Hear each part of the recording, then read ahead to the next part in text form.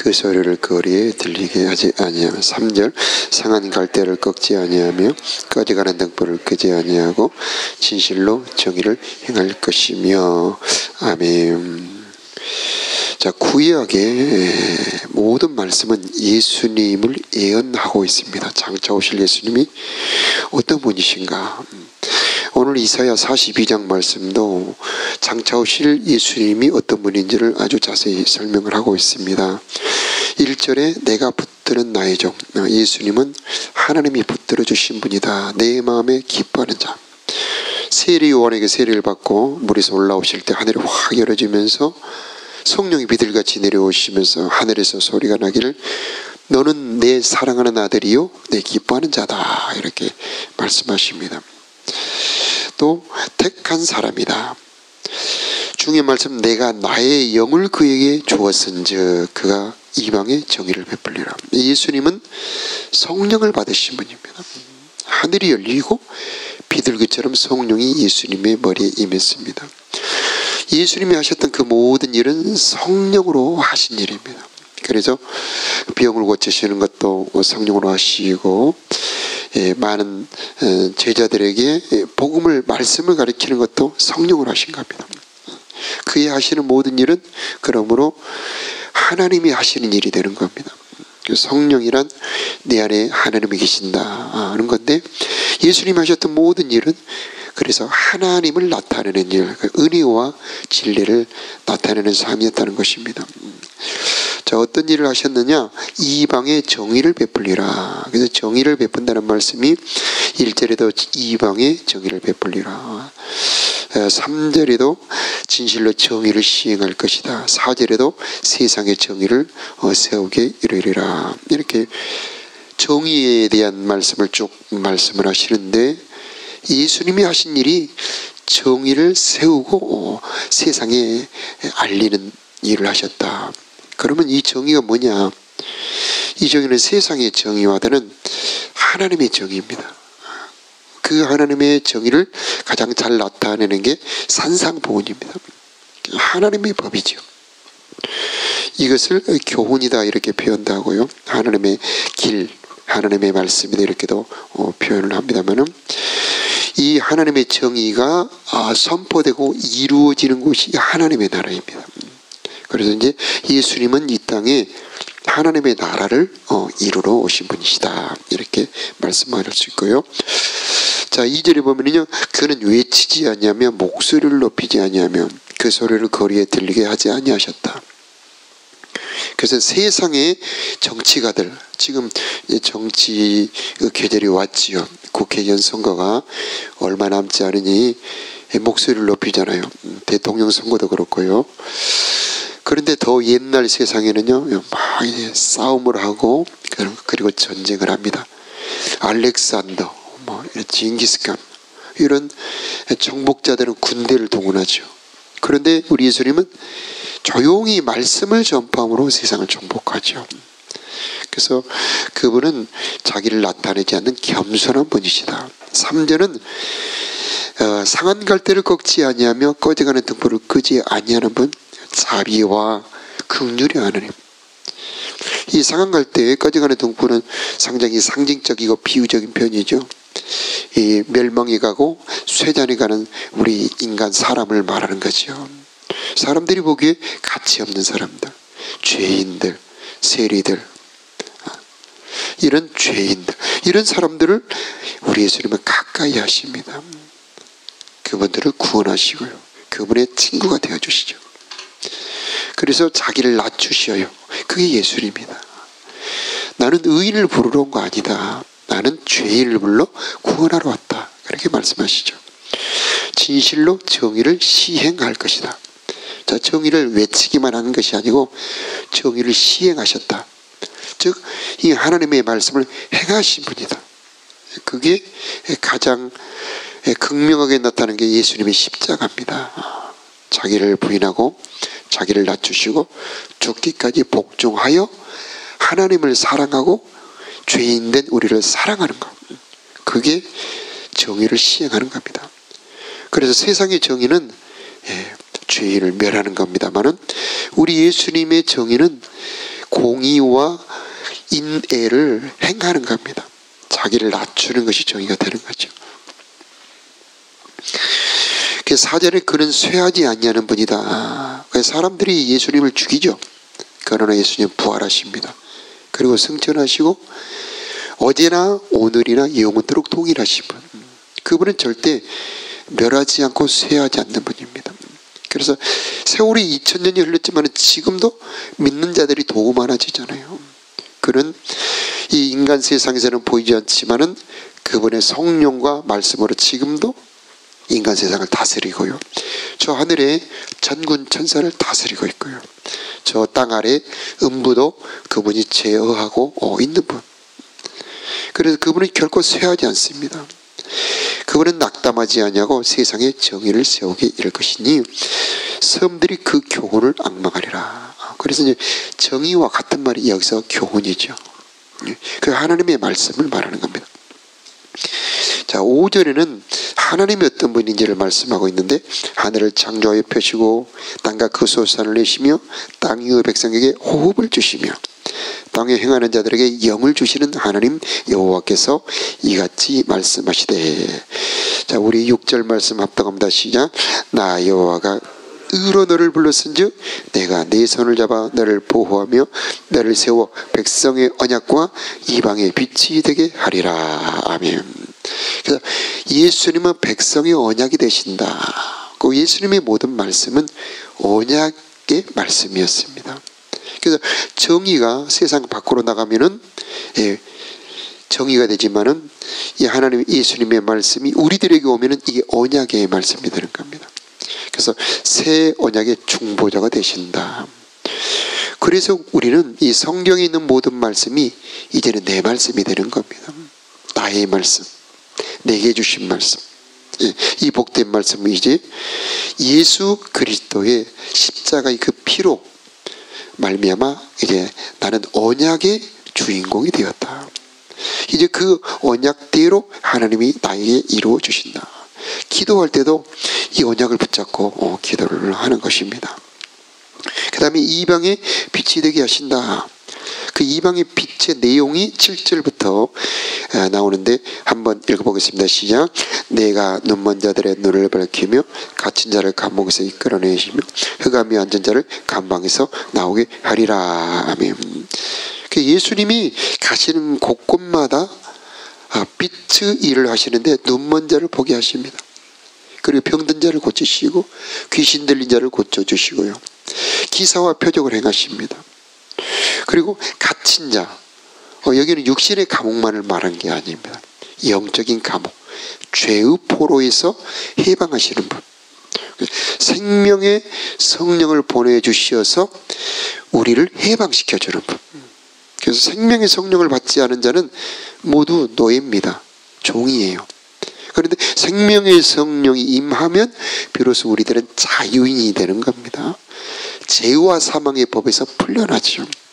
이제 사단의 권세가 우리를 해칠 수 없고 지배할 수가 없습니다. 하나님의 성령의 법이 우리를 통치하고 다스리기 때문입니다.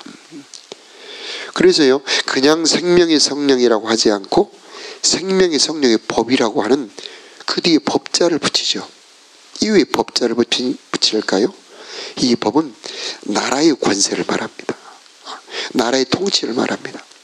그래서 생명의 성령이 임할 때 거기에 하나님의 나라의 권세와 능력이 임하여서 죄와 사망이라고 하는 사단의 권세가 우리를 지배할 수 없게 만들어버립니다. 그리고 이제 우리로 하여금 그 성령의 통치, 하나님의 나라, 의와 평강과 희락이 이루어지게 하는 하나님의 통치가 임하게 한다는 말씀입니다. 자, 우리가 7절에 눈먼 자의 눈을 밝히면 이제 이 뒤에 말씀의 주제가 이 눈먼 자의 눈을 밝히는 문제가 되는데, 자, 우리들의 눈이 어떻게 밝아지느냐? 예수님의 능력과 성령으로 우리들의 눈이 밝아지게 되는 겁니다. 감옥에서 이끌어내시며 흑암에 앉은 자를 감방에서 나오게 한다. 그래서 이제 흑암에 앉은 자들, 나도 모르는 사이에 흑암의 권세가 통치를 하고 있는 겁니다. 나도 모르게 우울하고 나도 모르게 미움에 잡혀 있고 나도 모르게 욕심에 잡혀 있는 자, 바로 이게 흑암이 앉은 자들입니다. 근데 하나님의 성령을 보내주셔서 우리들에게 자유를 주시는 겁니다. 이 새벽에 오신 여러분들, 또 말씀을 듣는 여러분들에게 성령 임하기를 바랍니다. 나도 모르는 사이에 어둠이 떠나가게 하는 이 생명의 빛, 신성의 모든 충만의 빛이 임함으로 여러분에게 자유가 임하기를 축복합니다. 8절에 보면은요, 나는 여호와니 이는 내 이름이라 나는 내 영광을 다른 자에게 주지 않겠다. 그래서 예수님에게는 이 하나님의 영광이 있다. 하나님의 찬송이 있다. 자, 10절 함께 읽어보겠습니다. 시작.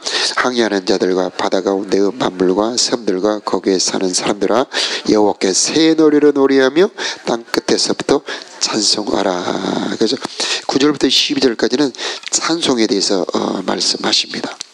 지금 우리 교회에 찬송가 쓰기를 하고 있죠.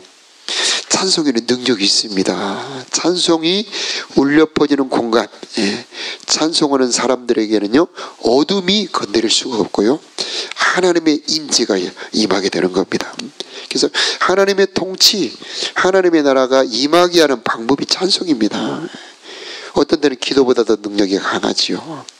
그래서 찬송과 기도가 이렇게 함께 되는 그런 임재의 시간을 갖는 시간, 그게 우리들에게는 신령한 시간, 경건한 시간이 되는 겁니다. 10절에 새 노래로 노래해라. 땅 끝에부터 찬송하라. 새 노래란, 자, 노래가 여러 가지 있습니다만 모세도 노래를 짓는데 모세의 모든 언약의 말씀, 율법의 말씀으로 노래를 짓습니다. 그래서 그 노래의 가사 안에 전부 모세 오경에 들어있는 말씀이 들어있습니다. 그래서 유대인들의 성인식이나 이런 데 찬송가를 보면 전부 노래 가사를 붙여놓습니다. 우리도 시편 23편이나 시편에 18편이나 이런 시편을 찬송가로 만들잖아요. 근데 그 언약을 전부 노래로 짓습니다. 그 새 노래란 언약의 말씀을 말하기도 하고요. 그러면 새 노래란 새 언약이지요. 우리들에게 예수님은 언약의 예수님이죠. 그래서 예수님의 모든 말씀이 우리들에게 찬송의 주제가 된다는 말입니다. 그래서 우리가 부르는 찬송가대로 이루어집니다. 찬송가에는 능력이 있어서 하나님이 임재하게 하고 우리가 부르는 노래대로 이루어지게 하는 건데, 우리는 바로 신약의 복된 말씀, 그 복된 말씀들이 우리들에게 이루어지게 하는 노래, 우리들의 입술에 있을 때 그대로 이루어지게 될 것입니다. 땅 끝에서부터 찬송하라. 땅 끝이라고 하는 것은 여러 가지 의미가 있습니다만은 우리 인생에 가장 곤란할 때, 야, 이제 내 인생 끝이야, 그때도 찬송하라는 얘기죠. 11절에도 광야, 거기에 있는 성읍들도 찬송하라. 게달 이런 것도 전부 거친 사막에 있는 그런 마을들입니다. 우리 인생에 혹시 게달이나 셀라 같은 외로운 곳, 거친 곳, 황량한 곳이 있을 때 거기서 찬송하라. 사망이 음침한 골짜기 같은 때, 저 광야, 저 깊은 골짜기 같을 때 거기서 찬송하라. 그러면 환란이 변하여 기쁨과 감사로 바뀌는 은혜를 맛보게 될 것이다. 자, 13절 이하에도 보면은요, 하나님께서 이제 참 말씀이 재밌는데, 용사같이 분별하시며 대적을 치실 것이다. 그러면서 16절을 한번 읽겠습니다. 시작. 내가 맹인들을 그들이 알지 못하는 길로 이끌며 그들이 알지 못하는 지름길로 인도하며 암흑이 그 앞에서 광명이 되게 하며 그분들을 곱게 할 것이라. 내가 이 일을 행하여 그들을 버리지 아니하리라. 아멘. 이 말씀대로 여러분 오늘 또 이루어지시길 바라고요. 평생에 이 말씀이 이루어지길 바랍니다. 자, 맹인들을 알지 못하는 길로 이끌어 주실 것이다. 이 생명의 길, 의의 길, 영원한 하나님께로 가는 길. 그래서 우리들의 인도자가 되신다. 목자가 되신다. 알지 못하는 지름길. 자, 이게 바로 우리 예수님이 우리들에게 주신 십자가의 길입니다. 좁은 길을, 좁은 문. 자, 마태복음 5장부터 7장까지 산상보훈의 말씀을 하시면서 좁은 문으로 들어가라고 그러죠. 밖에서 볼 때는 이 좁은 길로 가는 사람이 협착하게 보입니다. 찾는 이가 적습니다. 그러나 자, 그 길이 생명의 길이다. 성령으로 인도하는 길, 그 길이 우리를 광명으로 인도하는 길이다. 암흑이 광명이 되게 하신다. 구분대를 곱게 할 것이다. 그래서 내가 이 일을 행하여 그들을 버리지 아니하리라. 나를 버리지 않는다는 말씀은 나를 인도하신다는 말씀입니다. 나를 붙들어 주신다는 말씀은 나를 인도해 주신다는 말씀이죠. 자, 오늘 또 오늘 하루가 우리들에게 주어졌는데 오늘 또 어딘가를 가고 무슨 일인가를 하고 또 사람을 만날 터인데 순간순간마다 성령의 인도받기를 바랍니다. 성령의 인도를 받을 때 우리들의 삶에는 평강이 있습니다. 쉼이 있죠. 안식이 있고요. 자, 그 말씀을 하다가 17절에 갑자기 우상이 나오고요. 그 다음에 18절에 다시 맹인 얘기가 다시 나와요. 자, 이렇게 인도함 얘기를 하시다가 우상 얘기를 하는 것은 바로 우상을 섬기는 자, 만드는 자들이 맹인이라는 얘기입니다. 자, 왜 보는데 보지 못할까? 이사야 6장에 말씀하죠. 이 백성들이 보기는 보아도 못 본다. 듣기는 듣는데 못 듣는다. 마음으로 깨닫지도 못한다. 왜? 이 육신의 귀로 듣는 것이 아니고 마음의 귀로 듣는 것이고, 이 육신의 눈으로 보는 것이 아니고 마음의 눈으로 보는 것입니다. 우상은 하나님보다 그 무언가 더 사랑한다는 말이고 그만큼 하나님을 덜 사랑한다는 말씀이죠. 그러므로 그들은 보기는 보아도 보지 못하는 것이다. 그래서 누가 맹인이냐, 누가 소경이냐, 하나님을 사랑하지 않는 자. 그런 반대로 누가 눈이 밝은 자냐, 누가 소경이 아니냐, 하나님을 사랑하는 자, 그분을 경외하는 자가 바로 눈이 밝은 자라고 하는 거죠. 그래서 18절 함께 크게 읽겠습니다. 시작. 너희 못 듣는 자들아 들으라. 너희 맹인들아 밝히 보라. 아멘. 여기서 명령의 말씀이죠. 하나님의 명령의 말씀은 이루어지게 되어 있습니다. 그래서 들으라 보라. 물론 우리가 들으라 보라. 못 듣는 사람들에게 어떻게 들으라 말씀하십니까? 못 보는 소경한테 왜 보라고 말씀하십니까? 소경 그 사람은 볼 수 없습니다. 그러나 하나님이 보게 하시는 것입니다. 예수님은 소경의 눈을 뜨여 네가 보라고 말씀하십니다. 이 창조의 명령이 저와 여러분에게 이루어지길 바랍니다. 여러분의 신령한 눈, 마음의 눈이 성령으로 오늘 뜨지길 바랍니다. 그래서 여러분 신령한 눈이 뜨져서 밝히 볼 수 있는 은혜가 임하기를 바랍니다. 19절에 맹인이 누구냐? 자, 맹인에 대해서 말씀하는데 맹인은 20절에 설명을 하고 있는데 함께 읽겠습니다. 시작. 내가 많은 것을 볼지라도 유의하지 아니하며 귀가 열려 있을지라도 듣지 아니하는도다. 그래서 주목하여 전심으로 듣지 않으면 안 들리는 겁니다. 주님을 사랑하는 마음으로 보지 않으면 안 보이는 겁니다. 참 눈이라는 게 신기하죠.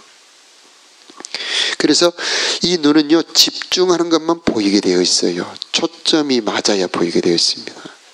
그래서 예를 내가 손가락을 펴고 내 손가락에 집중하면 멀리 100m 밖에 있는 건 안 보입니다. 그러나 멀리 있는 걸 볼 때는 내 손가락은 두 개로 보이게 되어 있어요. 이렇듯 마찬가지입니다. 모든 것은 집중하는 것만 보입니다. 사랑하는 것만 보입니다. 중요하다고 생각하는 것만 보입니다. 저와 여러분에게는 하나님이 중요하게 여기고요, 하나님을 사랑하기를 축복합니다. 그런 사람들에게만 보입니다. 고린도전서 2장에 사랑하는 자들을 위하여 예비한 모든 것은 눈으로 보지도 못하고 귀로 듣지도 못하고 마음으로 생각조차 할 수 없다. 오직 성령으로 이것을 너에게 보였으니 성령은 모든 것 하나님의 깊은 것이라도 통달하시느니라. 이렇게 말씀하십니다. 오직 하나님을 사랑하는 자들에게 주시는 성령만이 밝히 볼 수 있게 만들어주는 것입니다. 그러므로 하나님 말씀을 들을 때 여러분 유의하시기 바래요. 주목하시기 바래요. 여러분의 앞길을 가다가 큰 보석이 떨어져 있다면 얼른 줍지 않겠습니까? 자, 그래서 천천금은보다 주의 말씀이 더 귀합니다. 이렇게 하나님 말씀을 귀히 여기는 자들에게 들리는데 또 보이게 되는데 하나님을 사랑함으로 눈이 열어지기를 축복합니다. 자, 그래서 이 백성들이 21절과 22절 함께 읽겠습니다. 시작. 여호와께서 그의 의로움을 말미암아 기쁨으로 교훈을 크게 하며 존귀하게 하려 하여서 22절. 이 백성이 도둑맞으며 탈취를 당하며 다 굴속에 잡히며 옥에 갇히도다. 노력을 당하되 구할 자가 없고 탈취를 당하되 되돌려주라 말할 자가 없도다. 자, 우리가 도둑맞으며 탈취당하며 굴속에 사로잡히며 옥에 갇히게 되는 이유, 바로 하나님의 말씀을 듣지 않기 때문입니다. 하나님의 말씀을 귀 기울여 주목하지 않기 때문이죠. 자, 그래서 저 여러분에게는 이 시간 여러분의 귀가 축복받기를 바랍니다. 귀에 할례가 베풀어져서 하나님의 말씀의 보배름이 여러분에게 들리기를 바라고 하나님의 말씀이 은혜로 쑥 들어와서 마음에 닿기를 바라요.